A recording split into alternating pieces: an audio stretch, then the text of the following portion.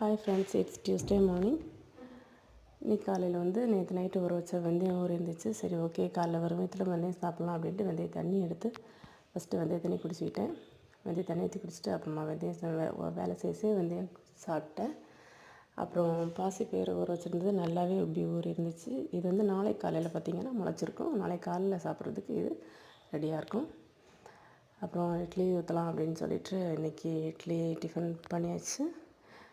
கூடவே சைட் டிஷ்க்கு மீன் மேக்கர் போட்டு ஒரு சிம்பிளாக ஒரு கிரேவி, ஒரு பக்கம் ரைஸ், அப்புறம் ஒரு பொட்டேட்டோ ஃப்ரை பண்ணி கொடுக்கலாம் பசங்களுக்கு அப்படின்னு சொல்லிட்டு லன்ச்சுக்கு ஒரு பொட்டேட்டோ ஃப்ரை ரெடி பண்ணி அதை குக்கரில் ஃபஸ்ட்டு வேக வச்சுட்டு அப்புறமா ஒரு டீப் ஃப்ரை போட்டு எடுத்தாச்சு.